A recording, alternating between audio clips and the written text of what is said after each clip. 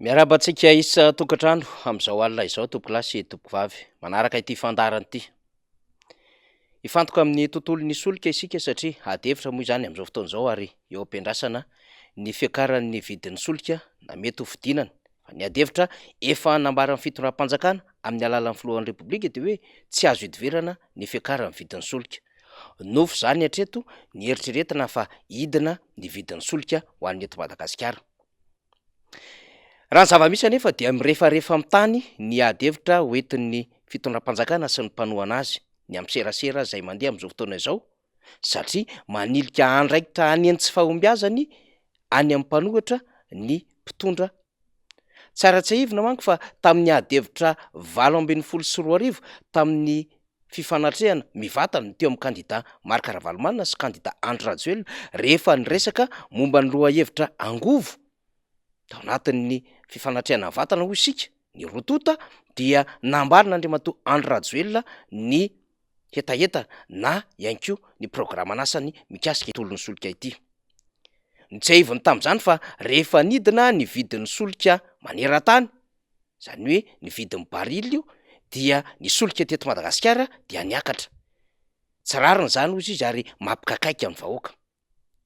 Fa vatany vao tonga eo amin'ny fitondrana izy ny ataony voalohany dia ifampiresaka an'ireo kompania-tsolika ary faharoa dia hoe efa nahita firenena hiara-iasa amin'ny Madagasikara ka hampidina ny vidin'ny solika. Lasa nefa ny 3 taona sy tapany io amin'ny vidiny izay hitantsika amin'izao fotoana io nanomboka tamin'ny Jona 2024 ny vidin'ny solika amin'izao fotoana izao. Tsy hita akory izay fidinana izay nitarika filaminana teo amin'ny fiainan'ny vahoaka andavanandro. Tsy hita akory izay fidinana izany vidin'ny solika izany izay mitarika fanalefahana ny vidim-piainana amin'ny andavanandrom-piainan'ny vahoaka amin'ny ankapobeny.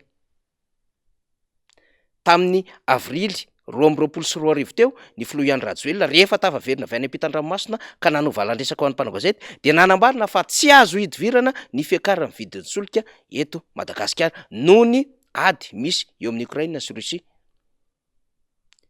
Raha ataontsika ny fampatsiahivana tamin'ny taona 2024 dia nanodidina ny 80 ka hatramin'ny $20 ny barila teo amin'ny tsena iraisam-pirenena. Nisy fidinana izany taty amin'ny 2024 satria nanodidina ny $250 ny vidin'ny solika teo amin'ny tsena iraisam-pirenena. Ary ny taona 2024 izay nisy ny Covid-19 maneran-tany dia nisy fidinany be mihitsy izany satria dia $20 ny barila. Ary ny taona 2024 dia $50 ny vidin'ny barila maneran-tany. Teo anelanelan'izany no nandrasantsika ny fihetsiky ny fitondram-panjakana araka ny fanamby izay nataon'ny filohan'ny repoblika tamin'ny taona 2024 fa vatany vao tonga eo amin'ny fitondrana izy dia hanao ny ezaka rehetra hampidina ny vidin'ny solika kanefa tsy nihetsika ary tsy nidina izany vidin'ny solika izany. Tsy zaka ny vahoaka ary amin'ny ankapobeny satria ilay vidiny $700 ny litatra amin'ny super samplon dia heverina ho mbola lafo. Ilay $730 ny litatra amin'ny gasoil dia heverina ihany koa fa mbola lafo satria mikaikaika sy miantso ary manombana sy mandrahona ny ampiakatra ny saram-pitaterana ireo mpitatitra na andrenivohitra na eny amin'ny suburbaine na régional na national. Izany no mari-pandrefesana fa tsy takatry ny rehetra ny vidin'ny solika ho an'ny eto Madagasikara. Ny fitondram-panjakana moa dia milalao amin'ny alalan'ny communication na ny serasera ny amina hoe nahatazona ny vidin'ny solika tao anatin'izay 3 taona sy tapan'izay. Fa tsy izany akory no ny fanarahana tamin'ny vahoaka malagasy, tsy hoe nahatazona ny vidin'ny solika fa hampidina ny vidin'ny solika izay tsy zaka ny malagasy ka amin'ny eritreretina mihitsy aza dia any amin'ny atsasaky ny euro any ho any na atsasaky ny dolara no tokony ho vidin'ny solika raha ny tokony ho izy raha ny fihetsiketsehana nataon'ny kandida larina 17 tamin'ny fotoanandro.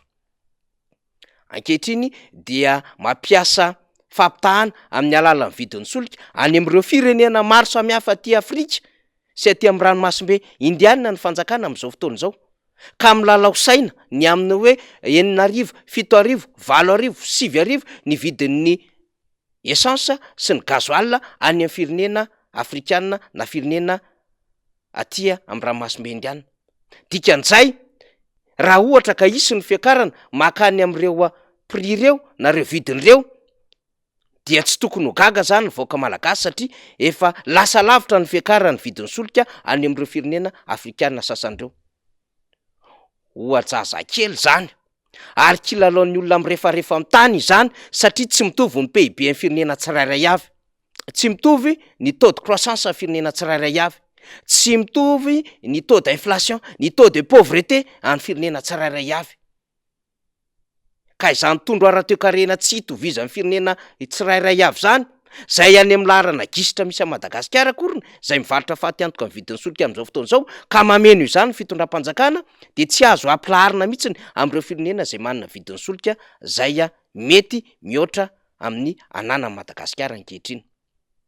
Kilalao tserasera avokoa zany rehetrarehetra izany satria manahy mafy mangovotra ary sahiran-kevitra ny fitondram-panjakana inona no hitranga amin'ny fiakaran'ny vidin-solika. Nandritry ny ray volana no nataony négociation sy ny fifampiresahana tamin'ny compagnie pétrolière, kanefa hatramin'izao mandrakity ny androany dia tsy mbola nahatazona prix ho zaraina na hoentina eo amin'ny tontolon'ny tsenan'ny solika ny fanjakana ankehitriny. $100 ny vidin'ny baril amin'izao fotoana itenenantsika izao. Tamin'ny volana marsa teo dia $20 ny vidin'ny baril. Eo ny avin'ny adevitra ny amin'ny hoe mirefarefa amin'ny tany ny fodim-pisaina ny fitondram-panjakana zay manao kilalao tserasera amin'ity vidin'ny solika ity, ka manilika ny tsy fahaiza mitondra sy ny tsy fahafehezana zany tontolon'ny solika izany ho any anivon'ny mpanohitra. Ampangaina indray manko ny mpanohatra no maniry mafy ny akaran'ny vidin'ny solika, kanefa izy filoham-pirenena no niteny tamin'ny 5 ny volana aprily fa tsy azo hidivirana ny fiakaran'ny vidin'ny solika eto Madagasikara. Zany zava-misy, zany malaza atrehantsika ny tranga rapitso rafaka pitso ny am'izay fiakaran'ny vidin'ny solika izay. Mame fotoana ho an'ny fandala manaraka indray, topilasy topivavy.